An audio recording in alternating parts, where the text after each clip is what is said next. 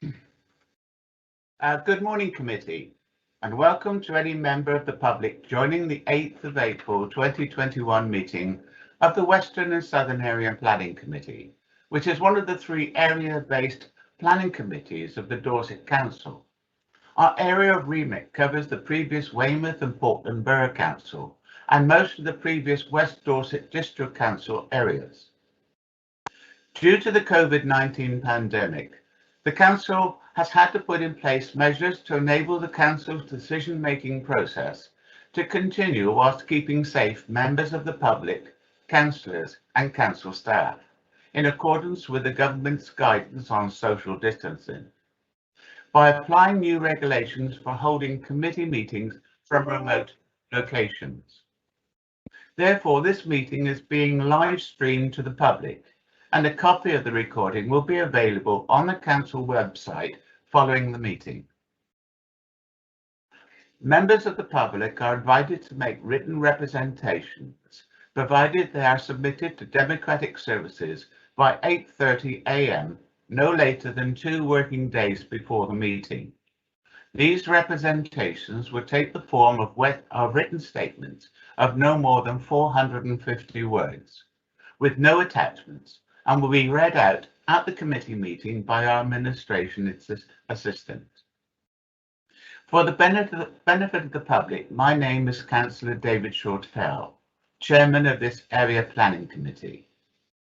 Introducing other members of the committee, Councillor Mike Barren. Good morning, Mike.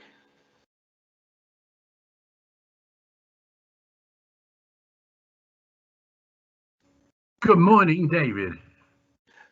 Councillor Dave Bolwell. Good morning, Dave. Good morning, David. Good morning, everyone. Councillor Kelvin Clayton. Good morning, Kelvin. Good morning, David, and good morning all. Morning to you. Councillor Susan Cocking. Good morning, Susan. Good morning, Chair. Councillor Jean Dunsett. Good morning, Jean. Good morning, Chairman. Good morning to you. Councillor Nick Ireland. Good morning, Nick. Morning, Chairman. Councillor Kate Weller. Good morning, Kate. Good morning, Chairman, Committee. Good morning to you. Councillor Sarah Williams. Good morning, Sarah. Good morning, Chair. Councillor John Worth. Good morning, John. Good morning, Chairman. Good morning, Committee. Good morning to you. Committee, from that list, you've realised, in fact, that there is a Vice Chairman missing. To that end, we have to nominate a Vice Chairman for this meeting. Do I have any volunteers?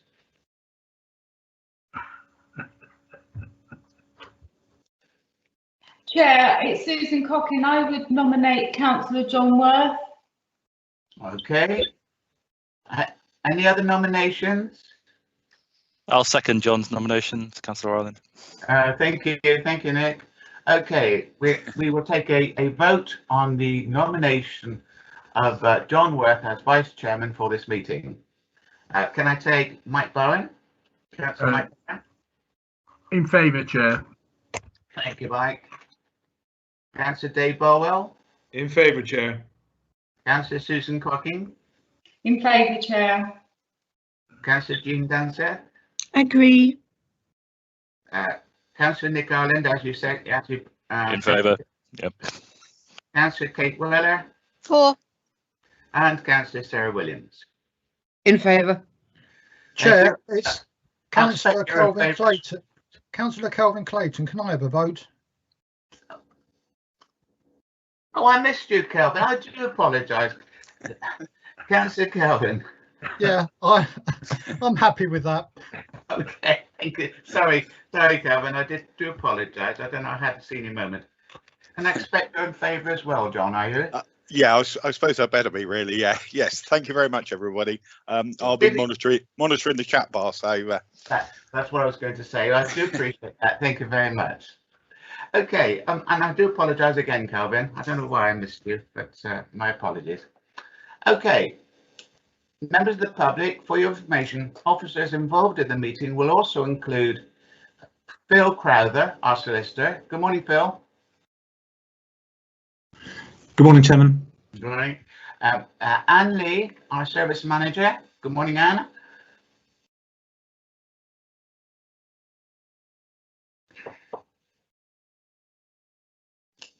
Anna, are you there? Good morning, Chair. Good morning. And Elizabeth Murray. Good morning, Elizabeth. She's our parking manager. Good morning, Chair. Thank you. Other officers will be introduced at the appropriate times. We'll now be following the agenda as set out in your packets. Item 1 on the agenda is apologies, and to confirm any apologies for absence, of which, of course, as I've already mentioned, we have 2. Councillor Bill Pike and Councillor Louis O'Leary. Do we have any others, please? Denise. No others that I'm aware of, Chairman. Thank you, Denise. Chairman, we have an RTS from Councillor Nick Ireland regarding declarations. I'm just going to come to that. Okay, Item no worries. 2 on the agenda, thank you. Item 2 on the agenda is declarations of interest. Does any member have any declarations of pecuniary or other conflict of interest, biased or predetermination regarding any item on the agenda? Over to you, Nick. Yeah, thank you, Chairman. So this is agenda item 6, the parking in the Park District. I was, as a Dorset County councillor, was a member of the petitions panel, which heard the petition from some representatives of the Park District, along with Councillor Turner and Councillor John Orell at the time. And we made recommendations, some of which have been carried forward to the paper in front of us today. So I will take no part in that agenda item. Thank you, Nick. I've made a note of that. Is there any other declarations of interest from any member of the committee? Thank you. We now take item 3 on the agenda, and that's to confirm the minutes of the meeting held on the 9th of March 2021. Has all members received a copy of those minutes? If members are content, I will sign those minutes as a true record of what took place as soon as I can get access to the office. Item 4 on the agenda is public participation. The committee has received a number of written representations submitted in accordance with the amended speaking protocol effective from the 20th of July 2020.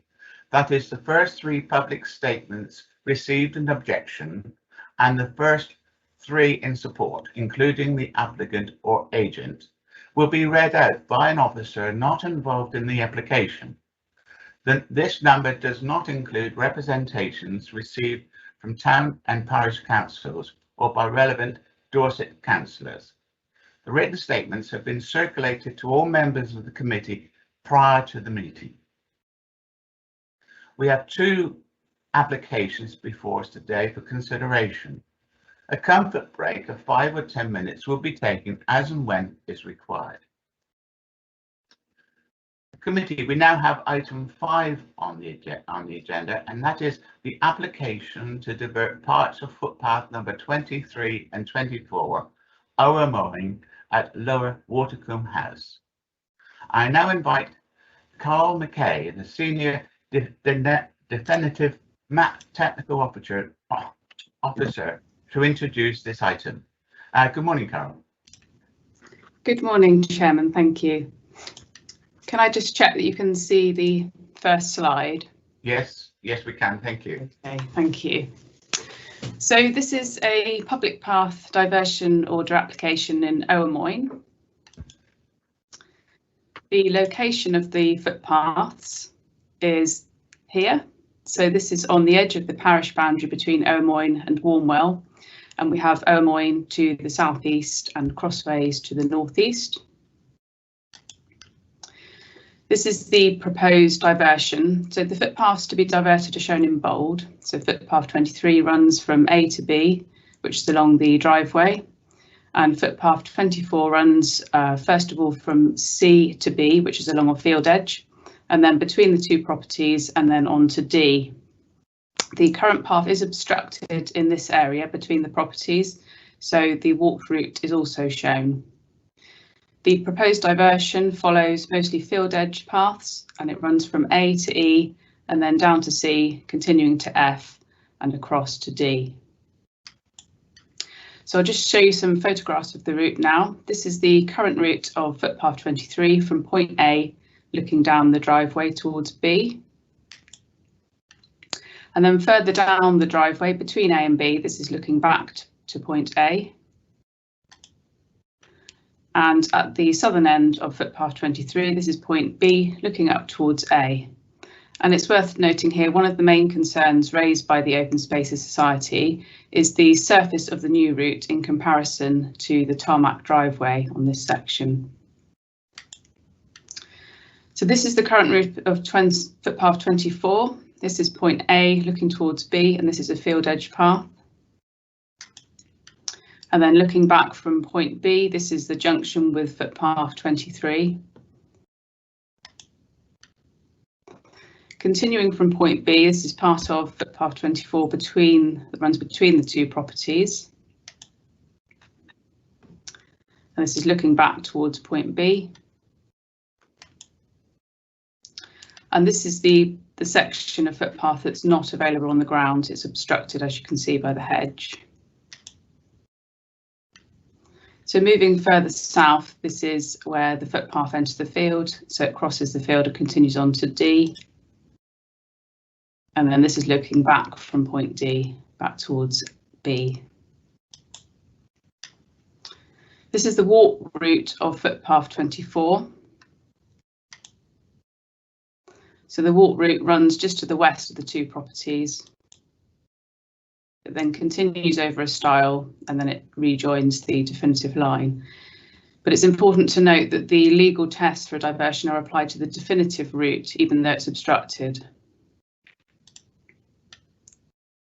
Moving on to the proposed diversion, this is the new route of Footpath 23 from point A looking towards E. And then looking back towards A, the proposed route will run through this pedestrian gate here. It currently doesn't comply with British standards, so it would be replaced with a slightly wider gate. The proposed diversion then continues southwards along the field edge. And this is between points E and C with Hopewood, which is a site of nature conservation interest to the west here. And SNCIs have regional or local conservation value. This is Footpath 23 looking back towards E from point C. And then moving on to the proposed route of Footpath 24. This starts at its junction with the new route of Footpath 23 at point C, and it runs through this pedestrian gate. Then follows the field edge to point F. And looking back towards C here, you can see there's woodland to the west and a lake to the east. And this is point F looking back towards C. And the footpath would then leave the field edge and cross diagonally to point D. So finally, this is point D looking across the field to F. So we have one outstanding objection to the proposed diversion from the Open Spaces Society. And one of their main concerns is the surface condition of the new paths, which is wetter and muddier than the existing routes. In particular, they prefer the stretch of Footpath 23 along the tarmac driveway. So the applicant will be expected to carry out any necessary works to improve the surface before the diversion order is confirmed, and this has been discussed with the senior ranger for the area. The Open Space Society have also mentioned that the new route of Footpath 24 is much longer than the current route without any compensating attractive features. So overall, the diversion of the two footpaths would result in a slight increase of 28 metres, but this isn't considered to be any less convenient to the public, particularly given the rural location of the paths. They also have some concern regarding livestock. However, the current and proposed routes of Footpath 24 are in the same field, so people using the route at the moment would also come into contact with livestock. A short length of Footpath 23 between B and C also runs through the same field as the proposed diverted route of this path. So any problems with livestock reported to the council would be investigated by the green space team, and if necessary, the landowner might be asked to move the livestock to a different field or to fence in the path. The Open Spaces Society prefer the views and landscape from the current footpaths, but officers feel the new route through fields and next to the woodland, including the SNCI Hopewood, are as enjoyable as the current routes. The alternative diversion suggested by the Open Spaces Society, which would follow the walked route of Footpath 24, is not acceptable to the applicant. Therefore, it wouldn't meet the legal test for a landowner interest. The recommendation is that this application is accepted and an order is made. If unopposed, the order should be confirmed. However, if the order receives objections that are similar in nature to those already considered by committee, the council may submit the order to the planning inspectorate for confirmation without further reference to committee. So that concludes my presentation. Thank you. Thank you, Carl. Okay, right. I now invite Denise Hunt to read the written statement submitted to Democratic Services. Good morning, Denise. Morning, Chairman. This representation is from Ralph Holmes of the Open Spaces Society. The Open Spaces Society has three main concerns about the application to divert footpaths 23 and 24 at Lower Watercombe House. Our first main concern is that all the diverted paths would be on water meadows. If the diversions were onto good quality, well-designed grassland, it could be a very attractive option for walkers, but most water meadows get wet and potentially muddy in rainier spells, especially between October and March. It is certainly clear from the species of plants growing and the way livestock's feet have stunk into the mud that these water meadows get wet. To make matters worse, most of the diversion being suggested runs immediately next to the drainage ditch in the lowest parts of the fields.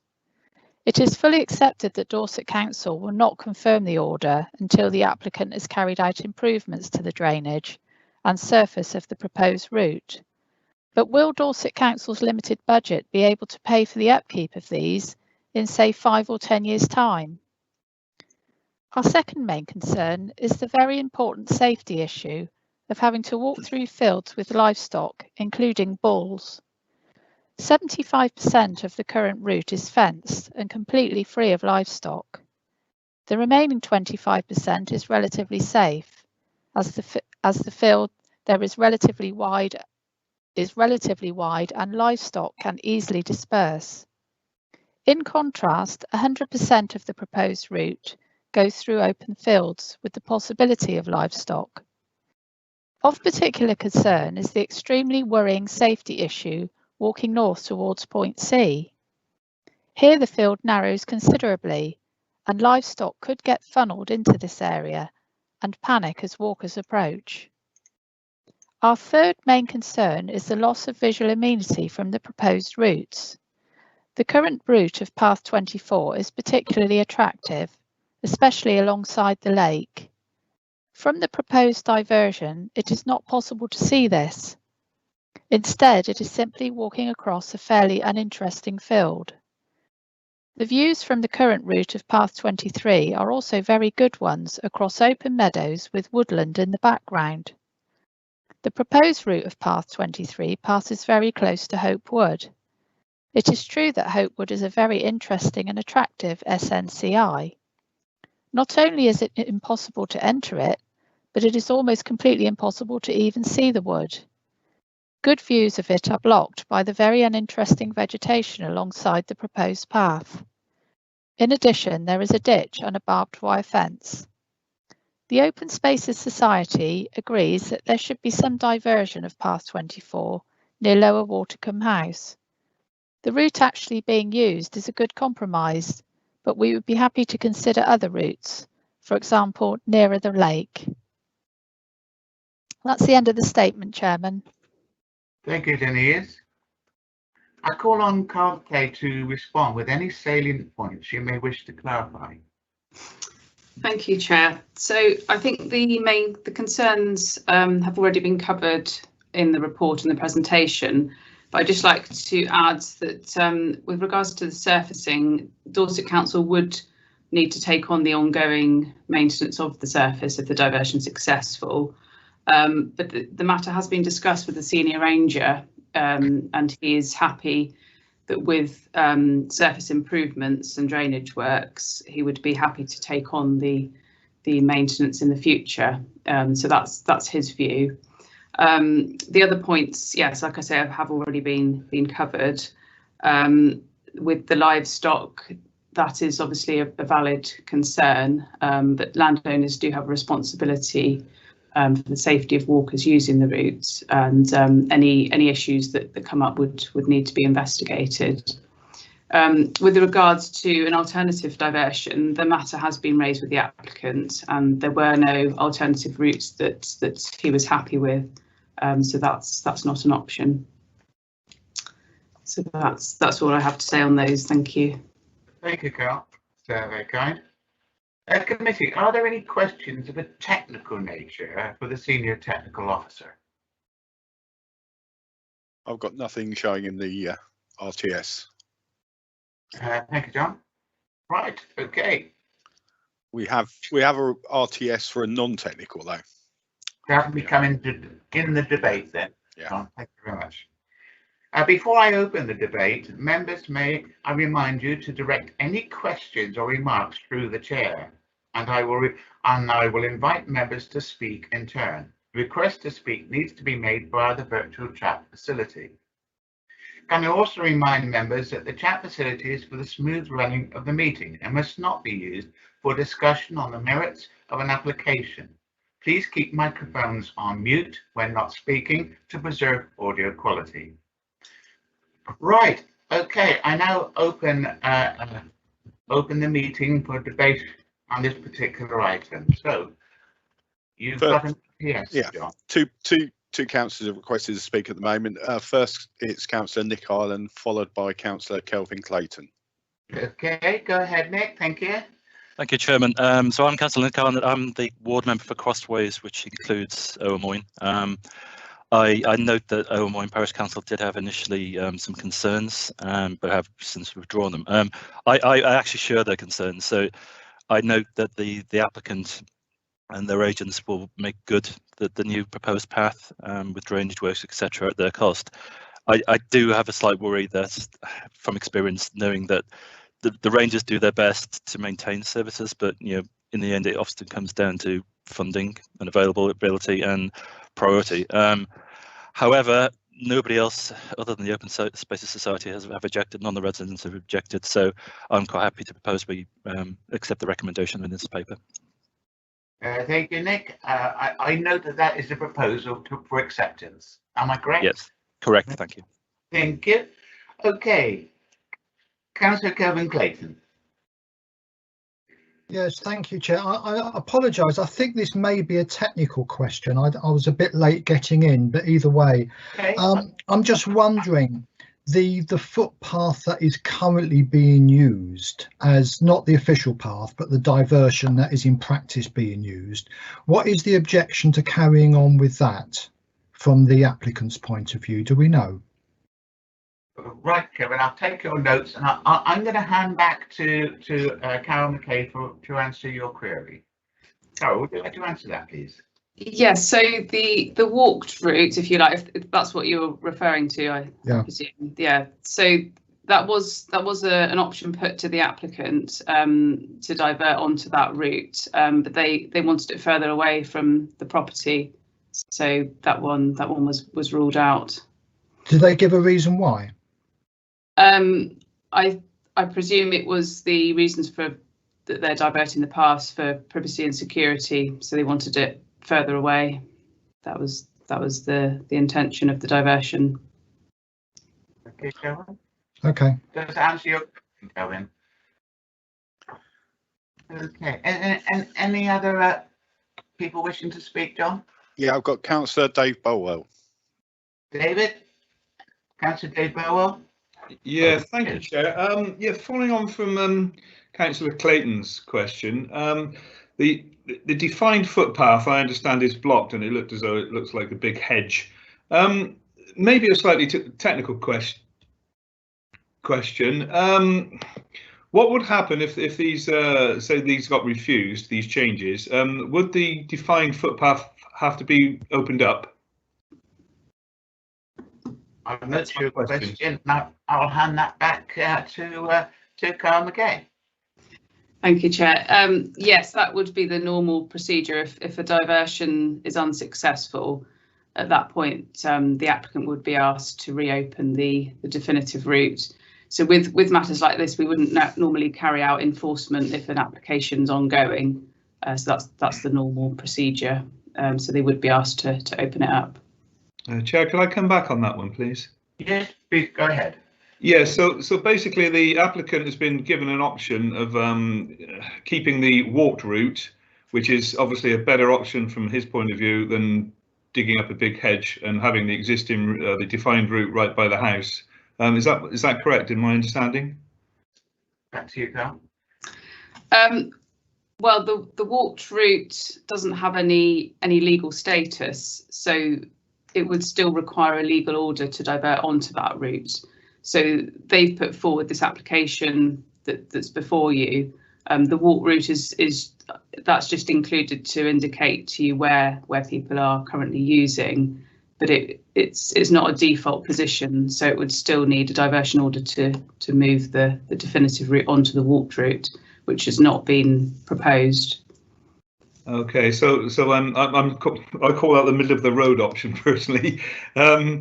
So I'm having problems with the proposal purely because I feel that the applicant there's an option there that's not really being considered, and because it doesn't suit the applicant, but it did suit to put a rather large hedge right across a defined footpath. I'll go away and think about that one. Thank you very much. Okay, thank you. Right, John, do we have anyone else with you? Yeah, I have two requests to speak. One from Councillor Kate Weller, but I've also got a request to speak from Phil Krauser. So we'll probably take him first, as he may have a legal point. Yeah, thank you. Phil, would you like to make a statement? Thank you, Chairman. Just to remind members that you need to consider the proposal before you and whether that proposal meets the statutory tests or not. Simply because there's one or more alternatives. They're not on the table before you, even if you consider that they would be better than what's proposed. If what's proposed meets the legal tests, that's what you have to consider, whether what's proposed meets the legal tests or not whether there's a better or worse alternative. Thank you, Chairman. Thank you, Phil. Exactly how I felt. Okay, and Councillor Kate. Thank you, Chairman. Yes, the owners of the property, either they or previous owners, obviously decided that they didn't want that footpath being used because that hedge has been in place. The size of it, that hedge has been planted a considerable length of time ago. That hasn't grown to that height overnight, has it? And it does seem that they are looking for an option to fulfill their duty of a footpath with the least inconvenience to themselves.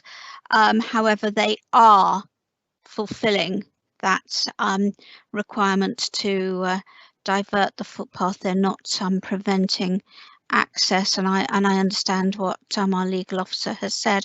I'm concerned by the comments of I can't remember what the organisation were, but they weren't Right to Roam, but whatever their names are these days. Open Spaces. Open Spaces, thank you.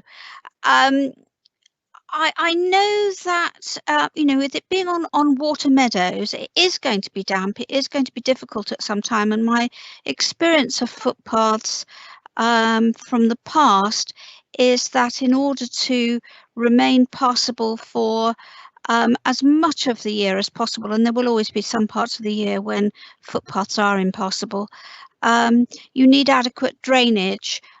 So my only comments here would be that when this footpath is being realigned and the surface being installed, that adequate drainage is put in at that time, because it's extremely difficult to put it in later on. So when that work's being done, can we ensure that decent land drains are being put in, so that there is as much chance as possible of keeping those paths passable for the longest possible time? Thank you. Thank you. Thank you, Kate.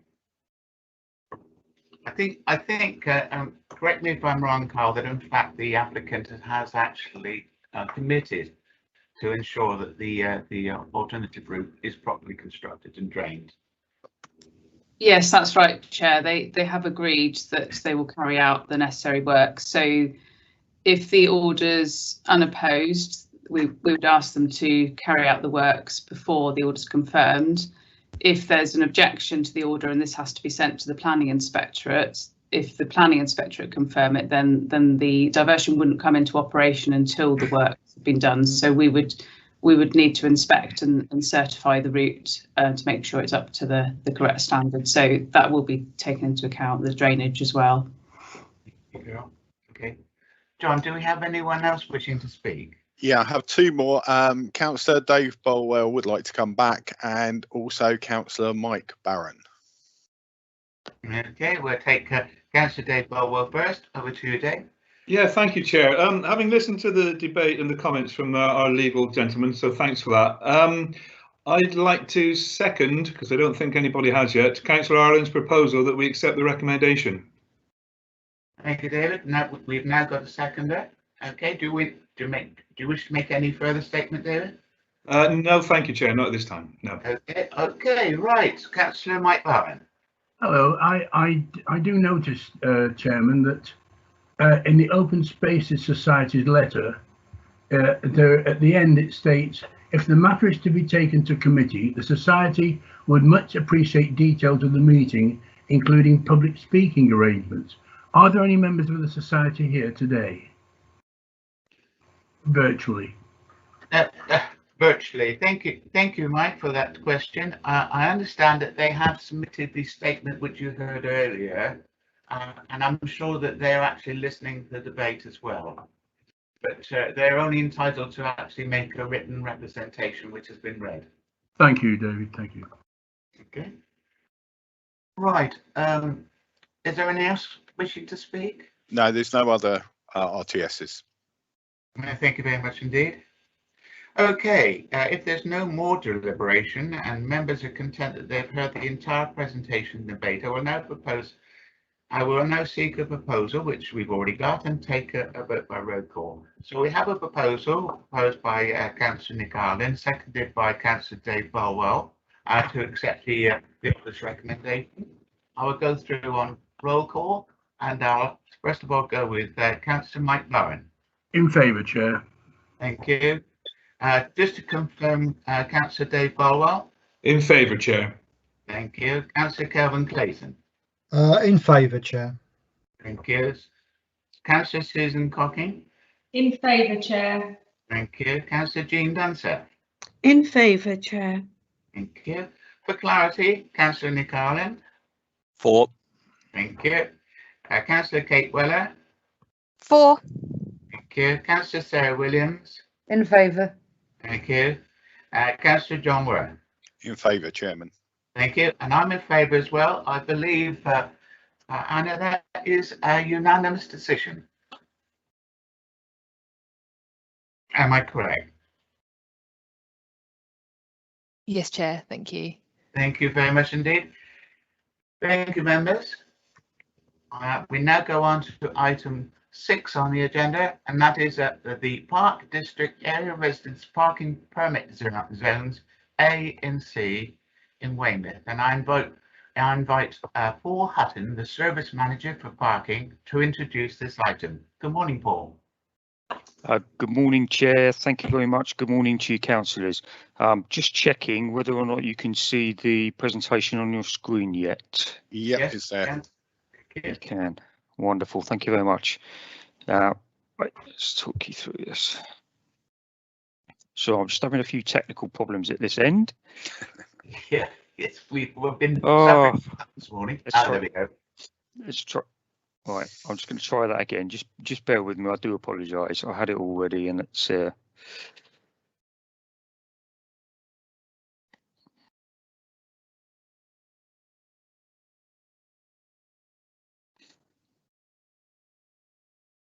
Just going to try that again.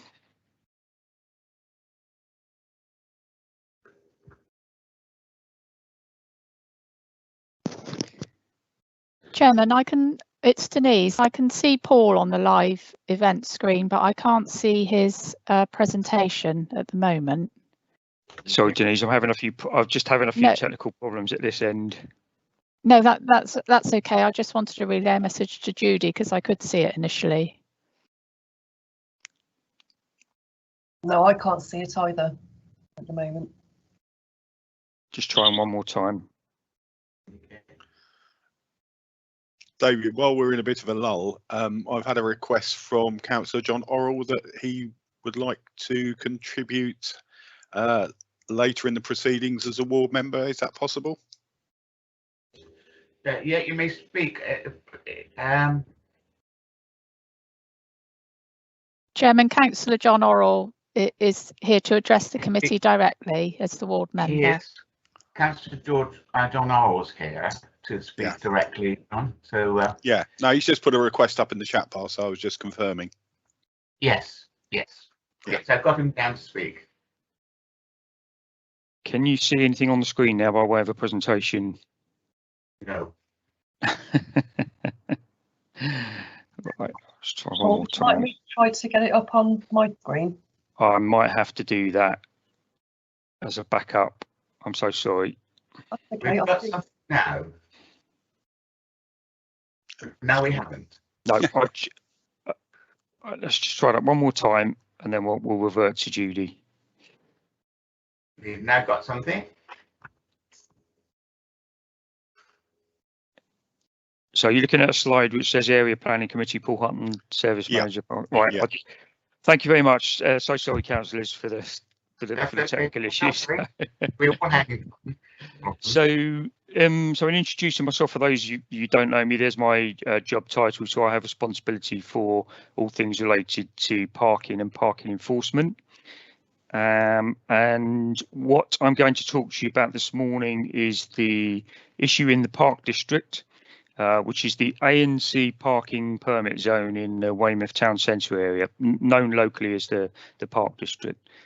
What I'm going to talk you through is the background on the context as to why we're here this morning, what has happened on the considerable journey so far, and also the conclusions from the findings from the consultation exercise that we undertook.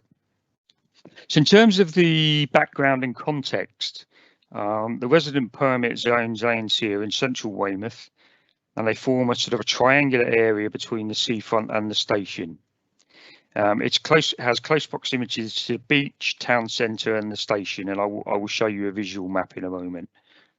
The area is subject to regulated parking throughout, and this is a combination of permit holders, which are charged at £70 a year, visitor day passes, hotel guest house permits and some business permits.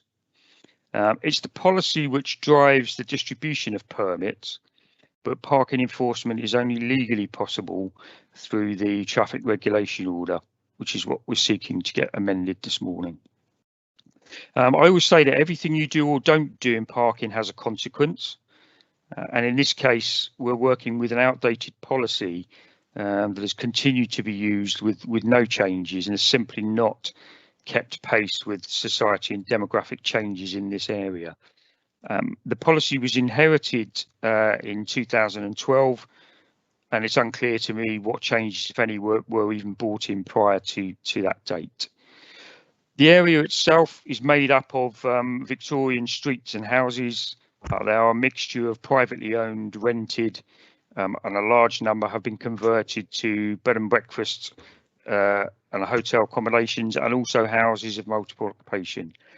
Thus, the demand for parking in the area is extremely high, but space is very limited. and it's also an area with pockets of high social deprivation. Myself and my team receive high volume of complaints every year, starting around about Easter, and this is compared with other areas across Dorset, but it's particularly prevalent in the Park District, and it all relates to the difficulty in finding available parking spaces.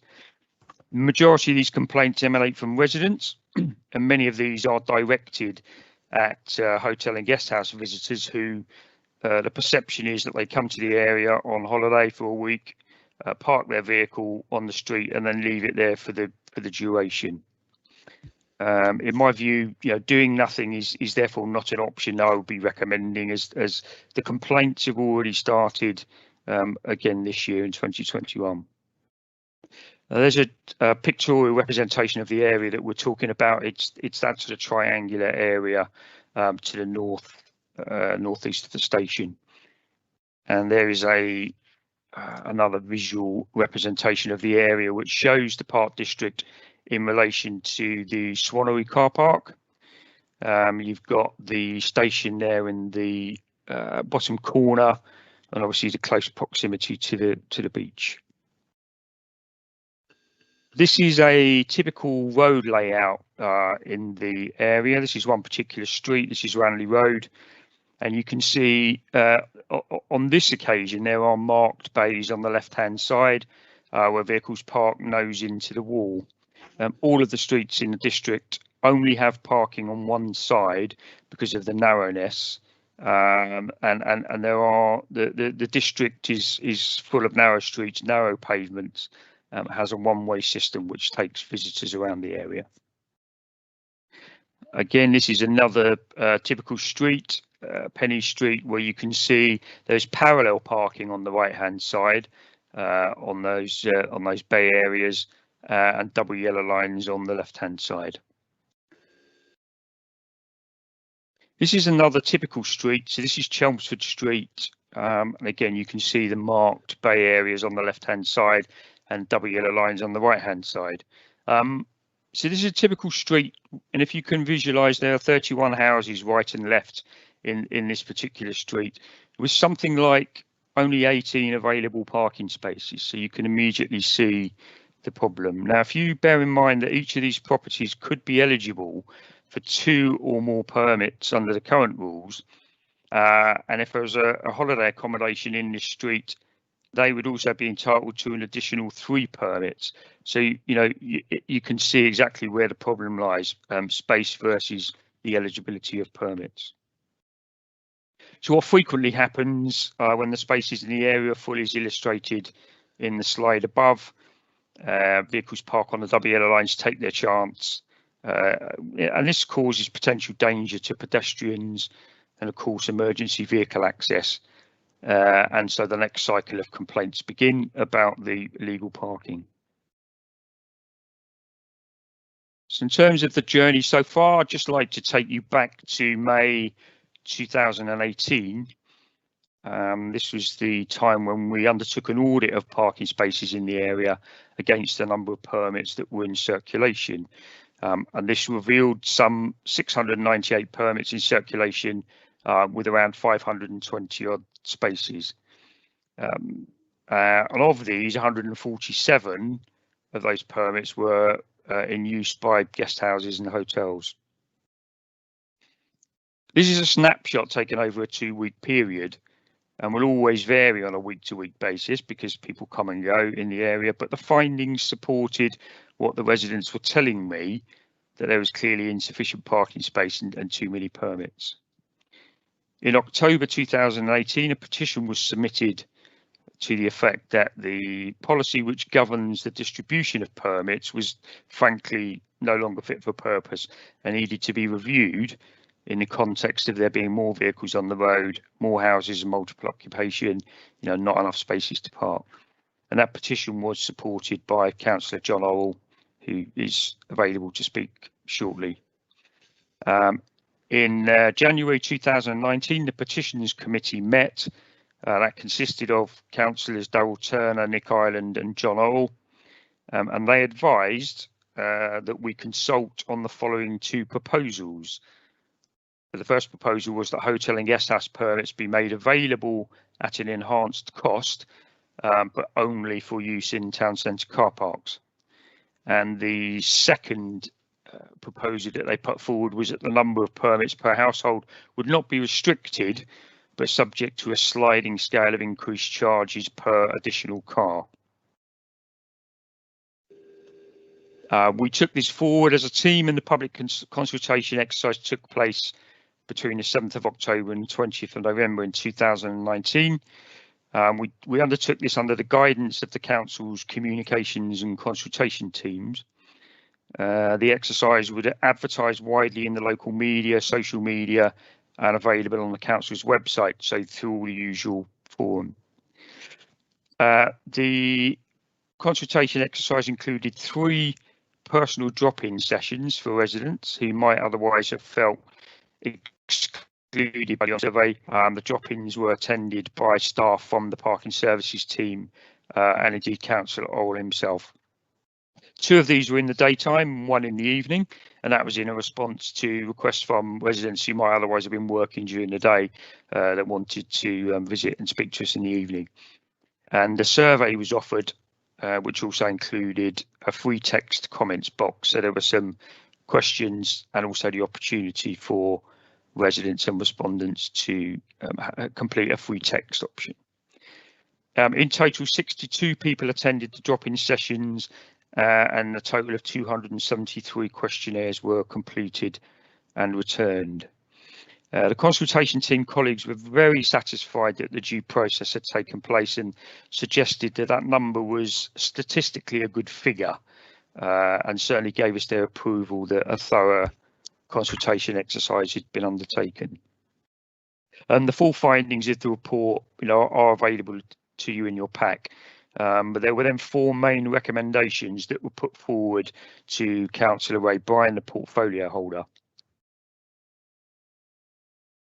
In terms of the headlines from the surveys, there were many individual comments that were received, but very little or no consensus apart from the recommendations that came out of the Petitions Committee. Experience has shown us that consensus is rarely achievable when trying to solve such an emotive subject as parking. There are always going to be counter arguments and contra views, whatever action you take. And many other recommendations received, but none of them really and reasonably address the fundamental challenge of, how do you address the imbalance of parking spaces as opposed to eligible permit holders. And for example, I'm continually asked by residents, why do you just not stop selling permits? Which would seem an obvious statement to make.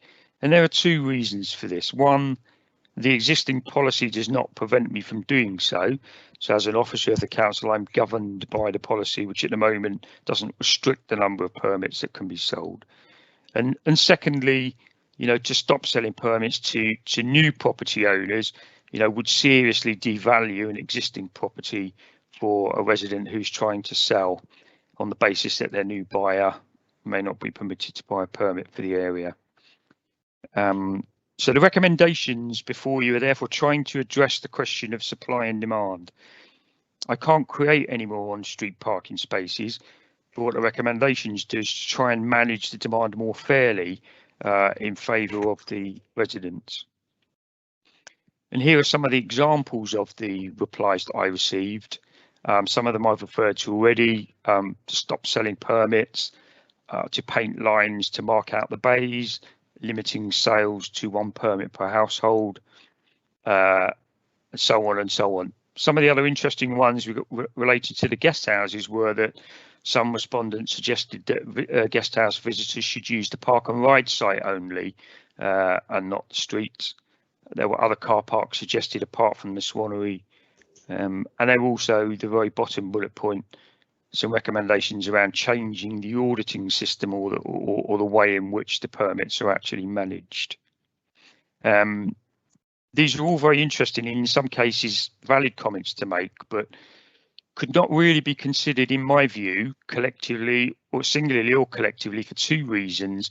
They were frankly not supported to a large enough degree by any of the respondents, during the consultation exercise. And they would simply not address the fundamental question of how to fit 650 plus permits into 550 spaces. And I will say at this point, in respect of the last bullet point, as a service manager, I continuously review how the system for managing permits works. We do have regular audits, and I will be looking at reviewing the current provider of our permit system in line with tendering guidelines in the near future. So just to summarise in terms of the 4 recommendations to try and address the challenge, the report and the recommendations that were submitted to Councillor Ray Bryan, which he approved. The first one was that hotel and guest house, holiday homes, Airbnbs be provided with the equivalent number of guest permits that they're entitled to at the moment, but valid only for the nearby Swannery car park instead of the streets. So that's to say that if a hotel or guest house is currently eligible for 3 permits, then the same allocation will be provided to them at the same cost. And in reality, guests visiting these establishments will still be able to park outside the property to drop off their luggage on arrival and check in before receiving a permit and then repositioning their vehicle into the Swannery car park, which is around between 10 and 15-minute walk back to the establishment. The Swannery car park was chosen because it has around 980 spaces. It does lay largely unused during the evenings, and it would therefore seem almost negligent to have an underutilised asset within 10-15 minutes walk of the area, whilst trying to continue to cram too many permit holders into too few spaces on the streets. The car park is also flat level. It has CCTV coverage and also has 2 electric vehicle charging points. The second recommendation was that all residential establishments in the area be restricted to a maximum of 2 permits per household. And hotel and guest house owners would still be classed as residents for the purpose of this clause if they have their own vehicles, and therefore they would still be entitled to 2 permits as a resident, if that makes sense. The third recommendation was that properties with private driveways in the area, there aren't many, but there are 1 or 2, should be restricted to 1 permit only for the on-street parking area. And finally, that the 1 hour wait, which is currently in place, is confined only to the hours of 9 to 6 p.m, thus allowing visitors to continue with 1 hour unrestricted parking during the day, but making it residents only during the hours of 6 to 9 a.m. Again, this is trying to maximise the spaces for residents when they return home from work. The next stages of the journey. In August 2020, we undertook an equalities impact assessment that was completed and signed off by the relevant council advisory group. And we then wrote in December to all permit holders and residents with advance notice of the proposed changes. And then the subsequent changes to the traffic regulation order were advertised, prompting some of the responses which are before you today. So in terms of where we are now, Councillor Ray Bryan did make an executive decision that he supported the policy change, but because the traffic regulation order was written previously in such detail regarding the allocation of permits, it still needs to be amended in order to dovetail with the recommendations for the policy change and to be legally compliant. And clearly, as you're aware, some objections were raised to the legal notice, hence the need for the committee to make a final decision this morning. So my conclusions to this are that I'm going to recommend that proposals 1 to 4 are approved as a package of measures, and I would invite the councillors to consider this and debate this this morning. Thank you very much, Chair. Thank you, Paul. That's very kind, very comprehensive, may I say. Okay, I now invite Patrick Carpenter to read the written statement submitted to Democratic Services. Good morning, Patrick. Good morning, Chair. Statement 1 from Karen and Martin James. This planning application is already outdated due to COVID. Now that the public are unable to travel abroad at this current time, Weymouth will be more popular and demand for holiday stays and day visitors will increase, putting more strain on the Swannery car park. The reduction in public transport due to COVID and government advice to travel in your vehicles has not been taken into account with this consultation. Guest houses actually located in the Park District, Zone A, will be at a business disadvantage as a number of seafront hotels have car parks for a number of guest cars and an abundance of permits to use at the Swannery or located nearer to the Swannery car park on a better, safer walking route than those located in Zone A. Guest houses have been discriminated against as other businesses in the Park District that are still entitled to parking in the residential zone. Without car space in the Park District, there is still a potential of 131 spaces wasted. This will still be an issue as not been addressed, so the council are happy to waste spaces than create spaces. The congestion of the Esplanade and King Street is a massive problem during the summer season. As a resident of the Park District, drivers will use the Park District as a cut-through to avoid this congestion, and therefore by pushing more traffic in that direction, the problem will be just as worse in both areas. The Swannery is the favoured car park for day visitors, and there will be not enough spaces for guest house visitors in peak demand times. The council will need to offer permit holder spaces or use of the permit in other council car parks or divert visitors to Lodmore and beach car parks to avoid no parking being available for holiday guests. Currently, the COVID testing site is taking up much needed spaces. The most important point is safety. Due to high increase in ASB over the last 12 months in the area, that until the planned Dorset Council ideas for the train station area have come to fruition, asking guests to walk past ASB hotspots, drug dealing, street drinkers will have a detrimental impact on our reviews for our businesses and Weymouth's reputation. As a local resident, I would not walk from my guest house to the Swannery car park after dark, and I do not feel comfortable asking our guests to do so. This decision to take away parking for guest houses in the Park District will possibly increase the number of HMOs, making the area more deprived, yet would increase the number of residential permits required. Statement 2 from Mr. and Mrs. Edmondson. I have owned a small family-run guest house called the Majune on Lennox Street since 1995. We've had so many loyal customers returning year after year. We even managed to maintain some custom through the 2020 during the coronavirus pandemic. However, I am writing to you today to highlight my concerns with the removal of parking permits for guest houses in the Park District.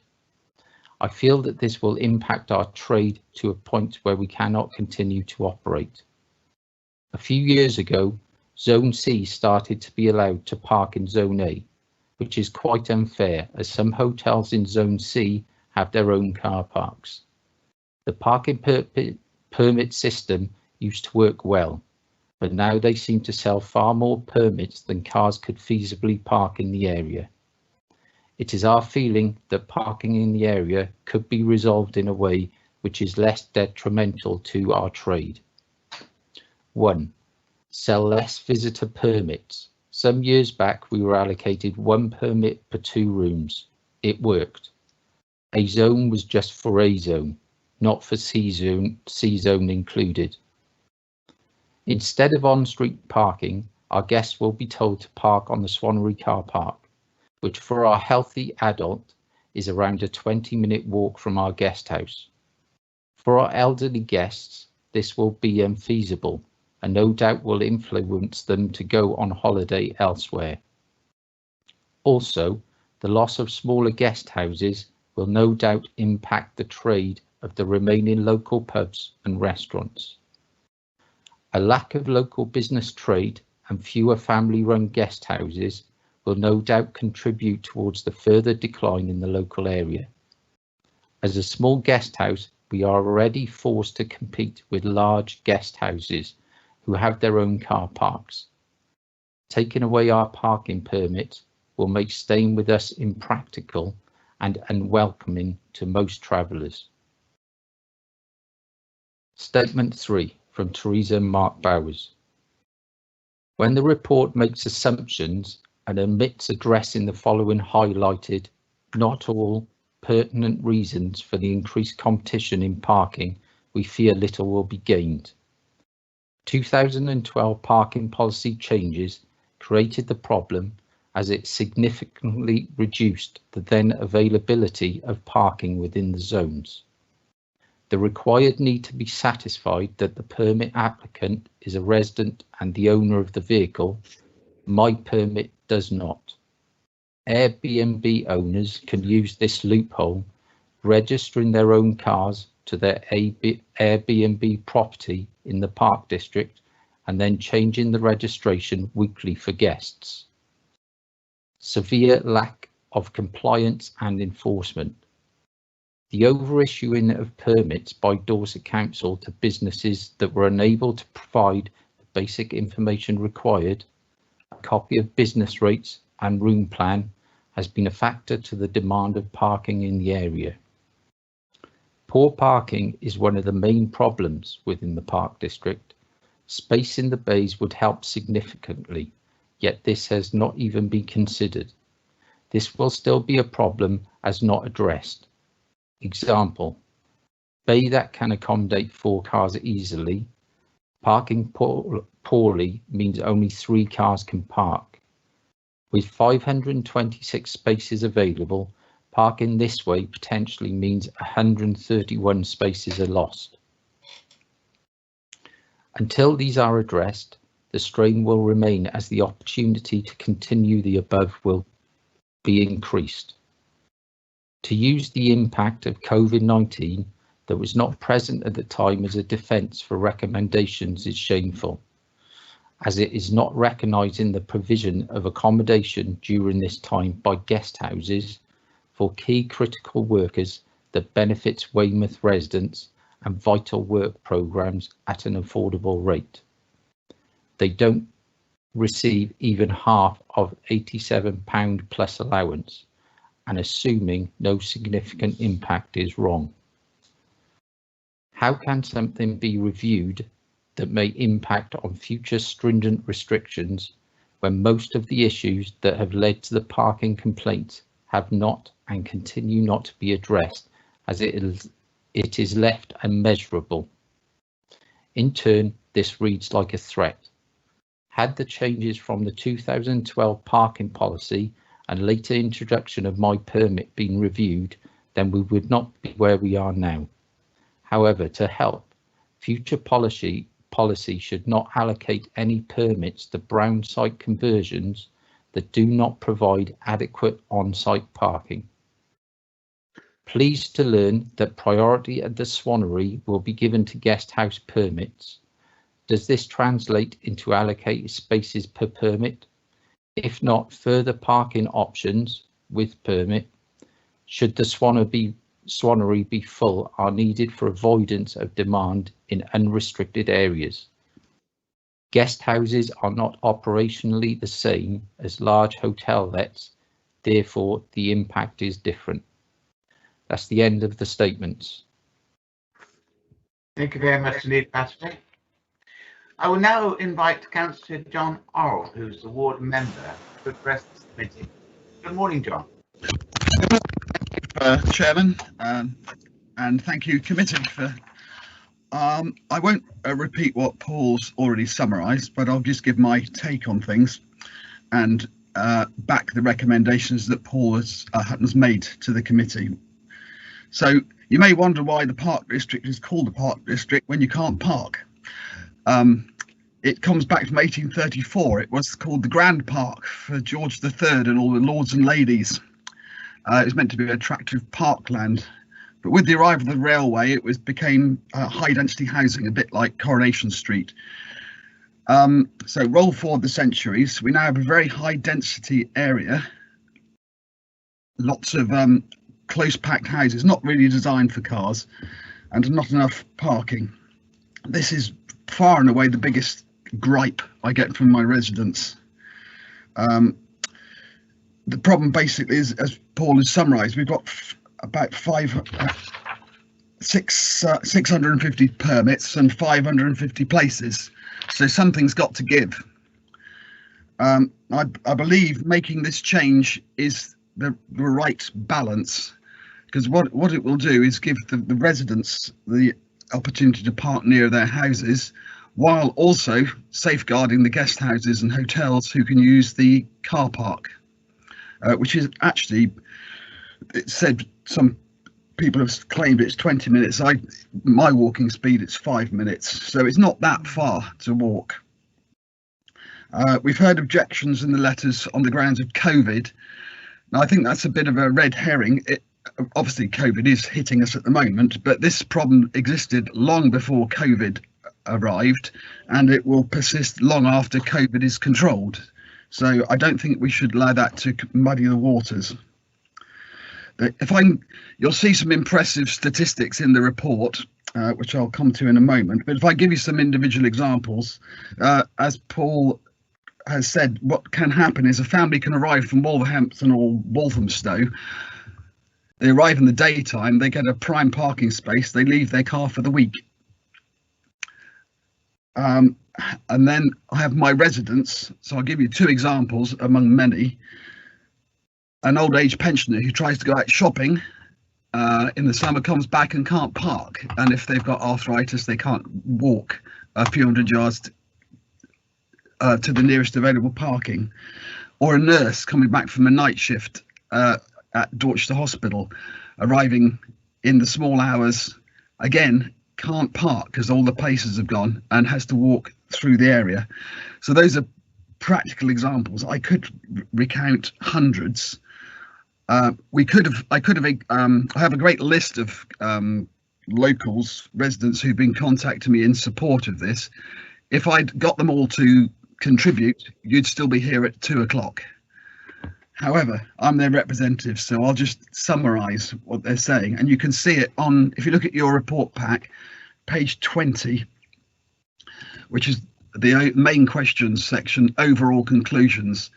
You'll see that support for this scheme overall from the combined residents, including the guest houses and hotels, is 74% in favour. And now that's quite an impressive backing for these recommendations. So if I could ask the committee to recognise that this has been through a very formal and protracted consultation. It's received overwhelming backing from the majority. There are very good safeguards for the guest houses, and I hope that this order can be ratified. The reason it's here is the ratification process allows a final public consultation, which is why you've heard the objections. But I think the objections have been answered, and this is a fair scheme and does well for the greatest number of people. Thank you. Thank you, John. Very kind. Right, I now call on Paul Hutton to respond with any salient points he may wish to clarify following those recommendations, those presentations. Thank you again, Chair. I would probably like to throw this open to the committee to ask any questions, because I suspect that they probably have a number of questions which would be more important for me to try and answer. Some of the emotive responses which have been received, as I said previously, are very interesting, could be considered singularly in their own right, but as I say, when taken collectively, none of these address the fundamental problem of the imbalance of how to fit 650 plus permit holders into 550 spaces. And as John has said, something has to give. And we are still providing the opportunity for hotels and guest house visitors to park in the Swannery car park. where I feel there is a greater chance of them being able to achieve a parking space in a 980 space car park than there is in the small residential area with 550 spaces. So, you know, I feel that there are benefits to that, but this is designed purely, principally, to protect the residents and look after the residents. And as John has said, the complaints continue almost on a daily basis throughout the summer, and I just feel that something has to change. That's all I'll say at this stage. Thank you, Chair. Thank you, Paul. Right, in that case, following your question, I'll go over to the committee. Are there any questions of a technical nature for Paul or about the service manager in general? Yes, Chairman, I've got two requests of a technical nature, one from myself and one from Councillor Kate Weller. Okay. Right, okay, John, do you want to do yours first? Yes, certainly. Bearing in mind that there is potentially, even if it's restricted to residents, there will be more residence permits than there are spaces. Would it be possible to extend the use of the Swannery car park for those residents that are still unable to park in the residential area? That's the end of my question. Thank you, John. I'll then call on Paul to answer that, if you may. Thank you, Councillor Worth. That's a really interesting question. I have a colleague with me on the in the meeting called Elizabeth, who is a strategic project manager, and she joined us last summer. Part of her current remit, and we're in phase 2 of a review of all parking permits. We're currently in the middle of that review as we speak.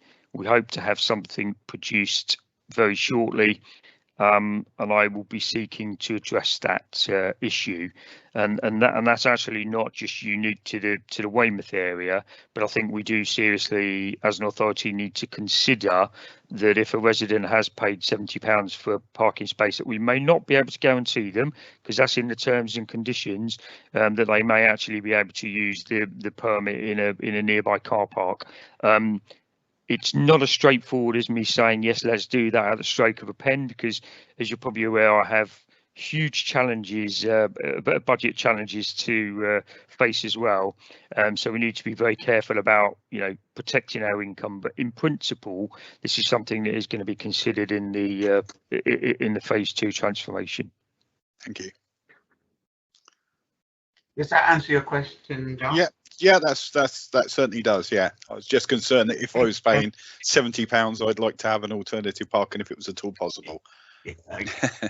Okay, I understand that Councillor Kate Weller would like to ask a technical question. Excuse me. Thank you, Chair. Good morning, Paul. Nice to see you. Couple of questions, Paul. We've got plans to increase the number of electric charging points in a number of car parks. Is the Swannery one of those? If we're sending visitors along to there, will that have more than 2 ultimately? Because that won't be adequate there. That's the first thing. The COVID testing area in the Swannery car park, one of the representatives made that point. It's not taking up a huge amount of space, but do we know how long it's going to be there? I'm assuming probably till the end of the year, certainly through the season. And the other point was the Swannery permits for guest houses and hotels. And I think you've answered this, but could they be, those issued to guest houses and hotels, could it be issued for an alternative use in Lodmore or possibly the Park Street as well, so that people can choose which of those 3 car parks they wanted to park in whilst they're staying at our hotels and guest houses? And that was it. Thank you, Chair. Thank you, Kate. That's okay. I'm going to hand back to Paul to answer those questions. Actually, you took one of my questions away, which about Lodmore and beach car parks. Never mind. Over to you, Paul, to answer Councillor Kate Weller's questions. Yeah, thank you, Councillor Weller. So in terms of the electric vehicle points, there's a separate project team that sits outside of parking services that are looking at all of the car parks. I'm inclined to agree with you that two new electric parking spaces is probably not enough at the moment. This is an ongoing project, and what I can do, and we meet with them weekly. I can feed this back to them and represent your views. I'm sure that number will be increased in the near future. It's an interesting project because it takes time. You look at each car park by car park. These things don't just happen overnight, as you know.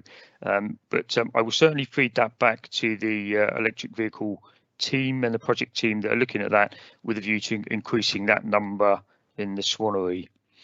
On the second point, regards the COVID testing site, as you're probably aware, there are massive challenges. We're endeavouring to work with our partners from the NHS to provide as much space as we can. The view of my corporate director is that we should start to close down that site at the beginning of the summer.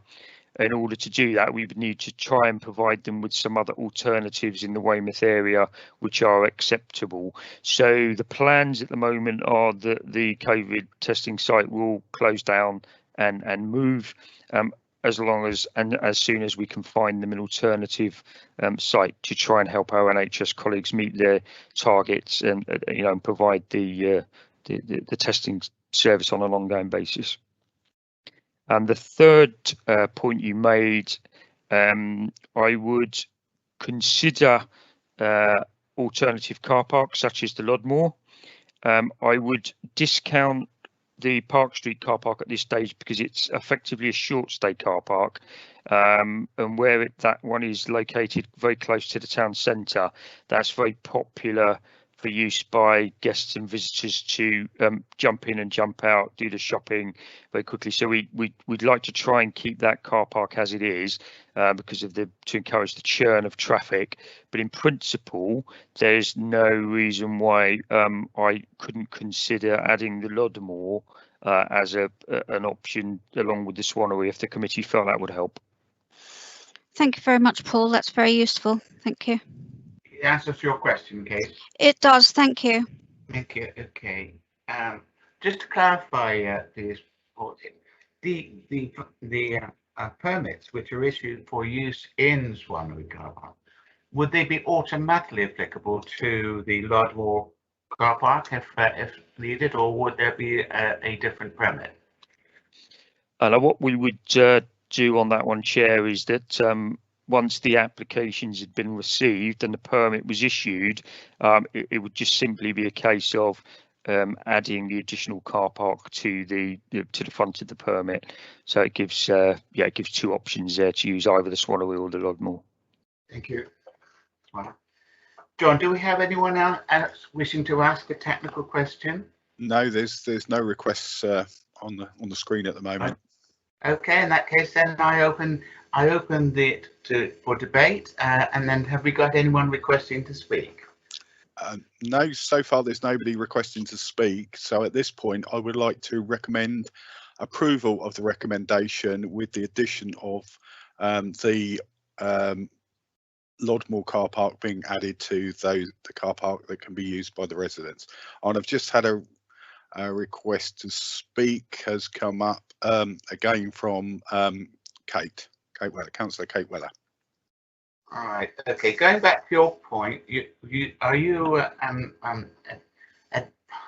asking for or recommending the addition of a condition to include Lodmore car park as a consideration on the permits? Yes, I'm recommending that as a condition, and then I'm recommending that we approve the recommendation with that condition added.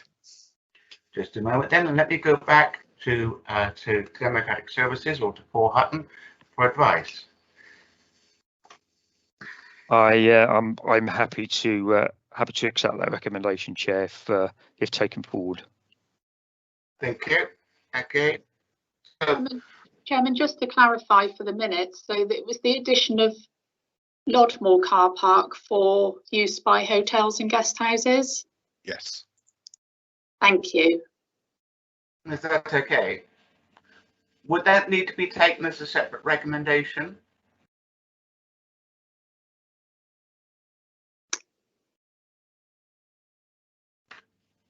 Then he's thinking about that. I think it would be an amendment to the first recommendation. Right, there would be a recommendation. So that would need to be proposed and seconded and voted on. Yes, that would be an amendment to the first recommendation, Chairman.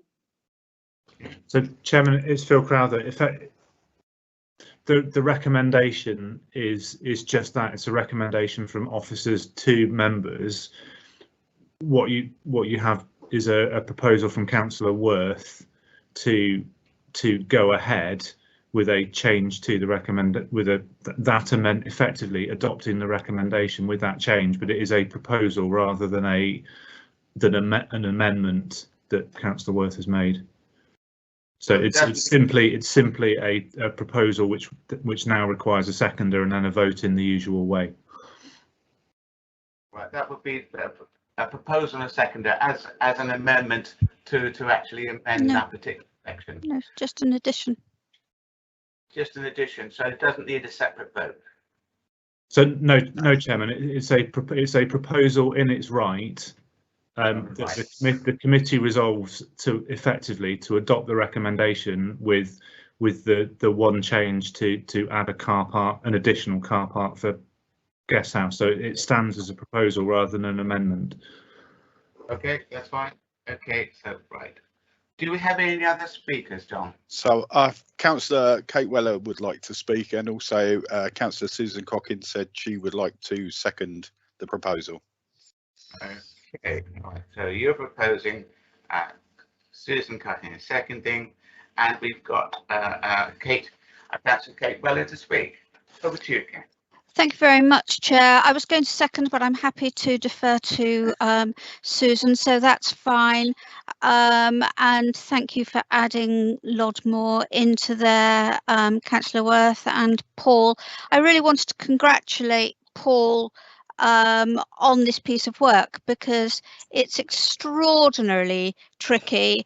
It's a lot of people and a lot of elements to please, and although inevitably there'll be some people who won't be 100% happy, it is certainly a great improvement on what we've got there at the moment, and I think will please very many more people than it will upset.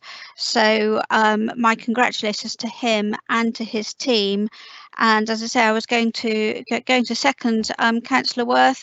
I'd just like us to go ahead and get on with the piece of work now. Thank you. Thank you. Thank you. Thank you, Kate.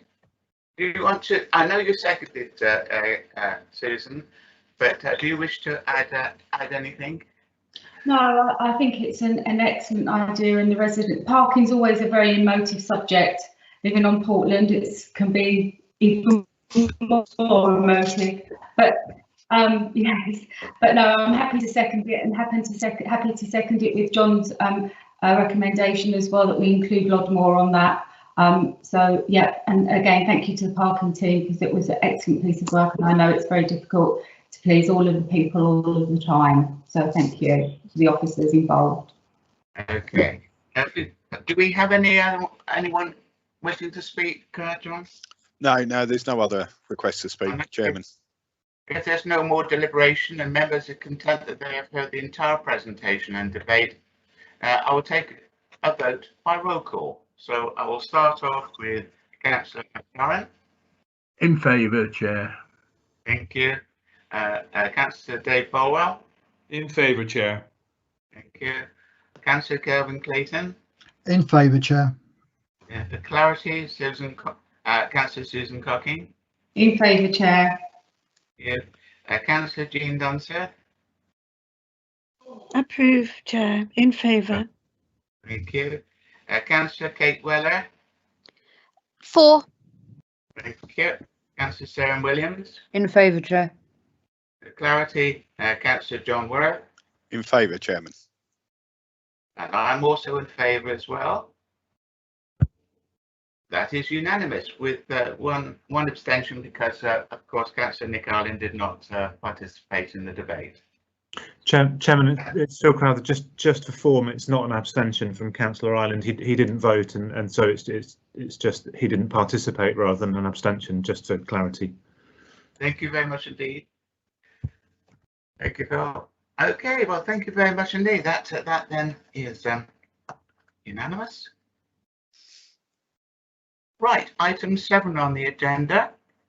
I have had no prior notification of any items of business which is considered to be urgent pursuant to section 100B 4B of the Local Government Act 1972. That therefore concludes the meeting. Thank you very much indeed, everyone. For your Thank you, Chairman, and thank you, officers. Thank you very much, Chairman. Good Thank meeting. you, Chair. Thank you, Vice Chair. Thank Thank you. you. Thank you, Chairman. Bye. Bye all. Bye. Bye.